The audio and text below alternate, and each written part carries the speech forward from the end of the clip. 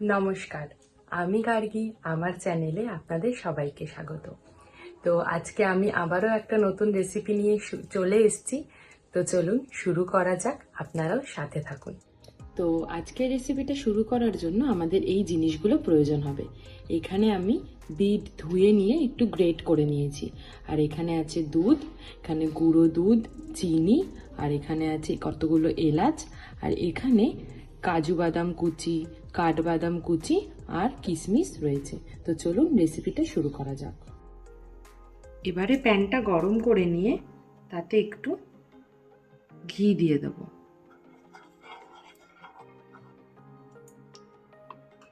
তার মধ্যে কাঠবাদাম কুচি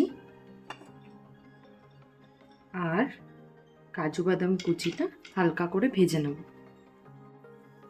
এবার এটা হালকা ব্রাউনিশ হয়ে গেলে এগুলো তুলে নেব।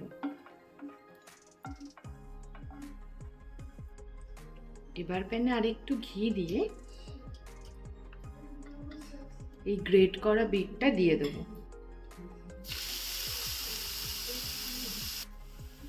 এবার এটাকে সামান্য নাড়িয়ে নিয়ে 6 থেকে 7 মিনিটের মতন ঢেকে রেখে দেব। আমাদের 6 থেকে 7 মিনিট হয়ে গেছে। এবার ঢাকনাটা তুলে নেব। তারপরে দুধ দিয়ে দেব।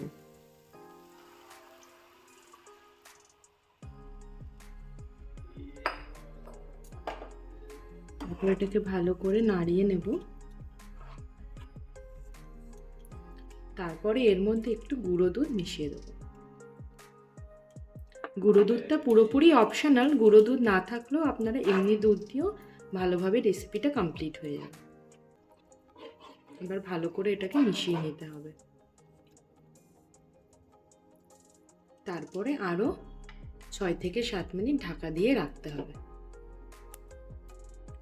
6 থেকে 7 মিনিট হয়ে যাওয়ার পরে আমরা ঢাকনাটা তুলে নিচ্ছি। দেখুন দুধটা অনেকটাই ঘন হয়ে গেছে। এই অবস্থাতে আমরা একটু কিশমিশ দিয়ে দিলাম আর দুটো এলাচ দিয়ে দিলাম। এলাচটাকে এরকমভাবে ফুলটাকে ফাটিয়ে নিয়ে দিয়ে দিচ্ছি। তারপরে ভালো করে নাড়িয়ে এবার এটাকে আরও 4 থেকে 5 মিনিট রেখে দিয়ে যাতে দুধটা ভালোভাবে ঘন হয়ে যায় সেটা করতে হবে। দেখুন দুধটা অনেকটাই ঘন হয়ে গেছে। এরপরে এর মধ্যে আমরা চিনি অ্যাড করে দেব। তারপরে ভালো করে নাড়িয়ে নেব। চিনিটা দেওয়ার জন্য একটুখানি লিকুইড ভাব আসবে, তো সেই জন্য আমরা আরেকটু ভালো করে এটাকে 2 থেকে 3 মিনিটের জন্য ভালো করে নাড়িয়ে নেব। আর মাথায় রাখবেন এই পুরো রান্নাটা কিন্তু মিডিয়াম থেকে লো আঁচের মধ্যে হবে। এভাবে দুধটা পুরোপুরি ঘন হয়ে গেছে। এই সময় আমরা এর মধ্যে কাজু কিশমিশগুলো, কাজু আর কাঠবাদাম কুচিটা দিয়ে দেব।